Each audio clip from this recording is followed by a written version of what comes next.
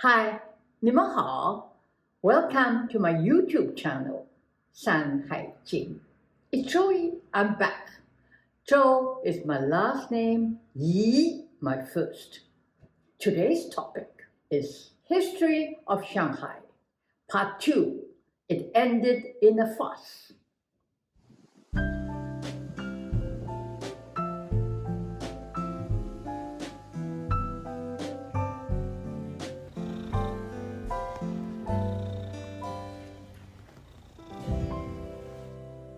The history of Shanghai can be traced to about 4,000 to 6,000 years ago. In my previous episode, I mentioned in the tale of Xixi that one of the decisive battles between Kingdom of Yue and Kingdom of Wu during the spring and autumn period in the 8th century was fought in the area of modern-day Shanghai. Later, Kingdom of Yue was conquered by Kingdom of Chu. What is important to know is that throughout the centuries, quite a few major irrigation engineering works were done here. During the Warring States, Shanghai was part of the fiefs of Cun Shenjun, the Lord Cun of Kingdom of Chu. He ordered the excavation of the Huangpujiang, the Huangpu River, and redirected the course of the river into the sea. As a result, it deepened its riverbed, enabling large ships to sail into Shanghai in the later days. His last name was Huang, therefore the Huangpu River was named after him, and his title, Sun, also became a common name for the town.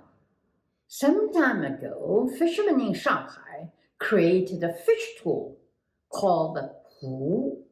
Hu was another common name, an abbreviation of the town. As for the name Shanghai, which means upon the sea, during the Tang Dynasty, the area of modern-day Shanghai was under sea level, so the land appeared to be literally upon the sea. In the following century, the town was divided and regrouped many times. In the 11th century, during the Song Dynasty, the town was merged under the prefecture of Songjiang.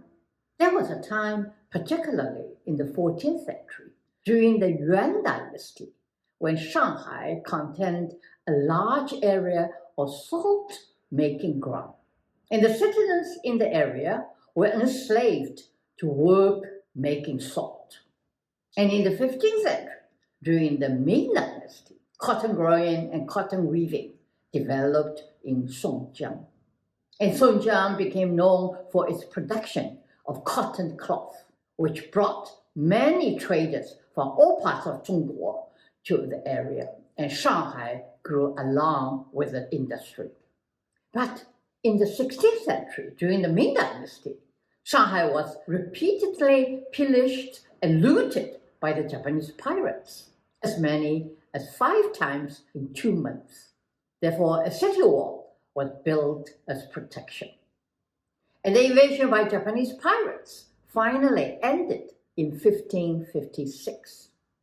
When the Manchu conquered Zhongguo in the 17th century, to resist the Manchu occupation, General Chen Zhenggong of the Ming Dynasty led the army to recapture Taiwan Island from the Dutch and fought the Qing government. They were a great threat to the newly established Qing dynasty. Heavy artillery and other defenses were immediately stationed along the coast, and no one was allowed to go out to the sea. One could be charged with high treason. Fishermen lost their livelihood. Farmers ran away. Fields were abandoned, and Tang nearly faded away. It was not until 1683 that the Qing government defeated Zheng Chenggong, his force in Taiwan, and Taiwan thus became annexed into Zhongguo's territory, and the coast reopened. In 1684, Emperor Qing reversed the Ming Dynasty's prohibition on ocean-going vessels. Years later, the Qing government established a custom office at the port in Shanghai for foreign goods coming in through Guangdong and Xiamen, and with that, a boat-building industry developed. By the early 18th century, very rapidly, Shanghai began to develop into a busy seaport. There were traders from neighboring states like Japan, Korea, and Southeast Asia. At the time, the trade volume was comparable to or even greater than that of London. In 1732, Emperor Qianlong moved the custom office for Jiangsu province from the prefectural capital of Songjiang to Shanghai, and gave Shanghai exclusive control over customs collections for Jiangsu's foreign trade. As a result, by mid-18th century, Shanghai became the major trading port of the lower Yangtze region. Since the late 18th century, the British had asked several times for more trading ports other than Guangdong, and the Qing government refused. Westerners were not allowed to travel to or trade in any coastal city, and the traders often resulted in smuggling. By the 19th century, the British were itching to push their trade further inland and expand trade in Zhongguo. In early 1832, the British East India Company conducted spy work by sending Hugh Lindsay and his men to survey the coastal cities. They studied the geographic advantages of Shanghai. The city is located on the southern estuary of the Yangtze River, with the Wampu River flowing through it. And Shanghai is located in the middle of the coast. They saw boats coming in from north and south, with 400 boats calling at its port in a week. And more than that, Shanghai was close to tea and silk production, making it their ideal trading port. And during the same spying trip, Lindsay and his men also surveyed the coastal military defense in Wusong, and were amazed to see how backward and outdated the Qing military force was. In 1839, the Qing government conducted a nationwide anti-opium smoking campaign, as opium addiction had become a great threat to the nation. Due to the British smuggling Indian opium into Zhongguo in frightful quantities. According to Stephen R. Platt's 2018 book, the contraband opium had reached nearly 19,000 chests in the early 1830s. After Viceroy Lin Zhishu confiscated and burned their smuggled opium in 1839, British launched war against Zhongguo. And Zhongguo's devastating defeat of the infamous First Opium War ended in 1842. The British demanded 5 trading ports along the coast in the Treaty of Nanjing, and Shanghai was one of them. Looking back at the history of Shanghai, we can see that Shanghai was not just a land with a few huts or a fishing village. When the British were allowed to settle and trade after the Opium War. In fact, Shanghai was already a developing trading port. Over the years, especially after the First World War, there were talks of returning the concessions to Zhongguo. But the colonialists had a very sound theory. And the reason why they could not return the concessions was because Zhongguo did not know how to manage their own cities. It was a good excuse, in their minds, to justify their conscience and for the world to hear and know why they must stay. At first, the Shanghailanders were fed up with bureaucracy and incompetence of the Qing government. But the vagueness of the land regulation and lack of any legally binding rights over the land in the settlements made them jittery and insecure about their future. They soon realized that as long as the weakened Qing dynasty remained in power, they were safe. With that in mind, they helped the Qing government to suppress the Taiping Rebellion, the largest peasant uprising in Zhongguo history. It lasted 13 years and almost toppled the Qing government. Later, when Sun Zhongshan, the founding father of Zhongguo's Republican Revolution in 1911, called for Western nations' support to unite Zhongguo, they considered him a communist because Sun declared that he would take back the concessions and abolish all unequal treaties. And for this reason, Sun did not get the support from the Western nations. Sun was disheartened and disappointed in the Western nations, especially Britain and America, who he had trusted implicitly. Instead, the Western nations found the division of Zhongguo and the civil wars among the warlords advantage to them. They immediately joined in the game by supporting one clique to fight against the other through laws. It was then that intellectuals and the leftists began to organize the workers and students. And in 1921, the Communist Party was founded in the French Concession. It had become even more apparent to the colonialists after the feverish national protests on May the 4th in 1919 and May the 30th in 1925, that their privileges were greatly threatened. And this was their first miscalculation. Later, when Jiang Jieshi led the northern expedition to fight the warlords and unite Zhongguo, the Shanghailanders feared his nationalistic ideas and considering him a communist too. Following the success of the northern expedition, when Jiang was approaching Shanghai in 1927, the Shanghailanders once again called upon the motherlands for military intervention.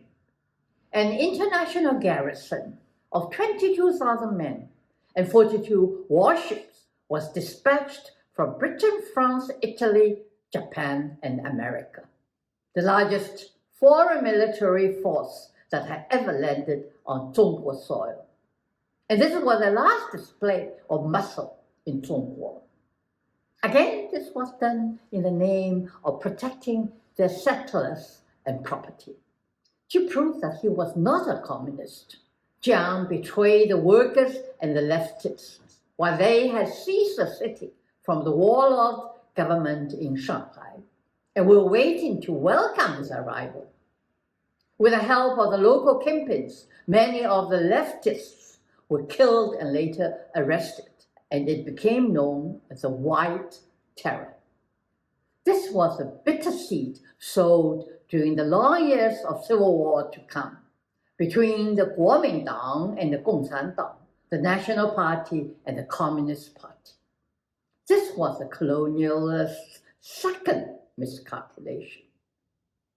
Needless to say, the concession would not return after Jiang Jieshi established his government in Nanjing.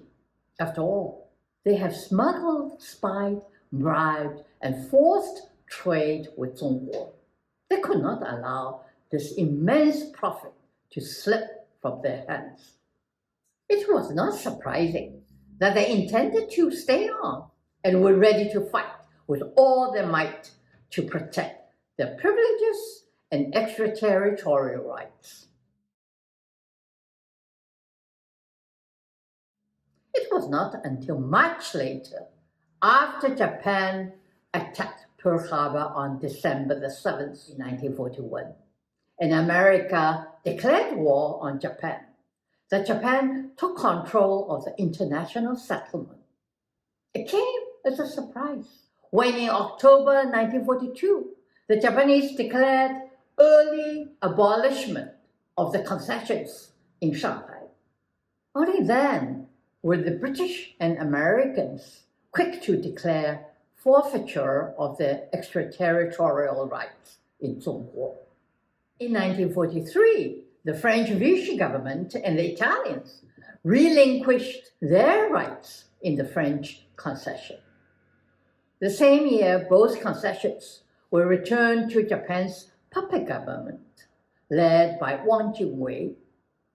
A celebratory parade was held by the Japanese as propaganda to show how evil the Westerners were. And people in Zhongguo were more humiliated and saddened. As one scholar pointed out, this propaganda was merely a cover for drawing out the wolf to let in the tiger. And one man jumped from the building during the parade to protest the farce. It was not until the end of the Second World War in 1945 that, aside from Hong Kong and Macau, all encroachment and extraterritorial rights officially came to an end. By then, it was over 100 years since the First Opium War in 1840. And the story of Shanghai was only a part of Zhongguo's 100 years of humiliation. As for opium prohibition, it also took a long time. When drawing up the Nanjing Treaty in 1842, the British would not allow the Qing government to prohibit opium smoking or the opium trade. Under duress, the Qing government was forced to legalize opium trade in 1858. Here are some of their justifications for the legalization of opium trade in Zhongguo. A press release in 1858 from the British of Jardine Medicine and Company, the biggest opium importers to Zhongguo. It declared that the use of the opium is not a curse, but a comfort and benefit to the hard-working Chinese. It could also be seen in the shameful debates by John Pratt, the acting British Consul General. The British communities and the British administration in the Far East quite sincerely believing that opium is to the Chinese what alcohol is to the European. See no harm whatever in drawing a revenue from opium. And the French Consul General wrote in his report, unlike the whites who became addicts, Chinese could use the drug in moderation. In their view, Zhongguo knew how to handle and control their opium smoking without getting addicted to. After all, opium was legal in British Malaya, British Hong Kong, and French Indochina. The opium monopolies were major revenues for those colonies. Eventually, it was under pressure of world opinion, criticism from their own parliament and from their own people, that a 10-year program for opium suppression was put in place, ending in 1917. And finally, opium smoking was legally prohibited in Zhongguo in 1919, as was the opium trade. By then, the Daban and the Shanghailanders had enjoyed more than 60 years of legalization of opium trade in Zhongguo. When the Liberation Army entered Shanghai in 1949, the Shanghailanders held on to the same idea that Zhongguo could not maintain the trade without them. Zhongguo needed them.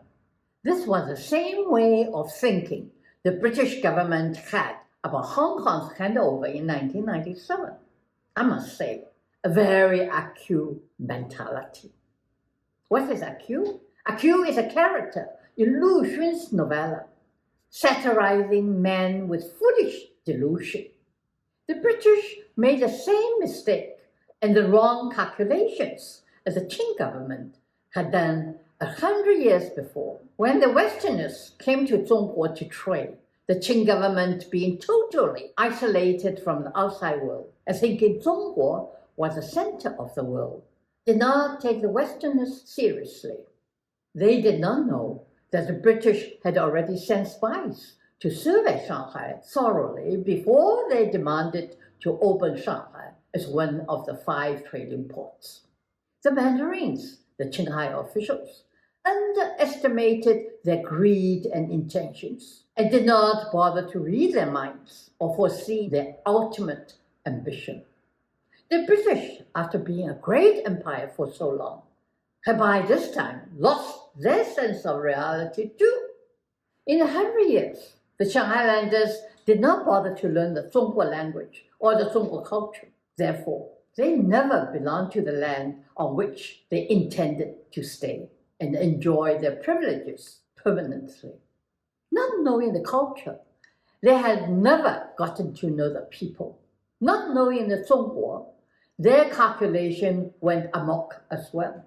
They too had underestimated Zhongguo and had miscalculated Zhongguo's minds. Most of all, the Shanghailanders did not learn the Zhongguo philosophy that nothing in this world is permanent, least of all an empire based on greed and trickery. They had not perceived those times had changed. The glory of the mighty colonial days was about to crumble and fade.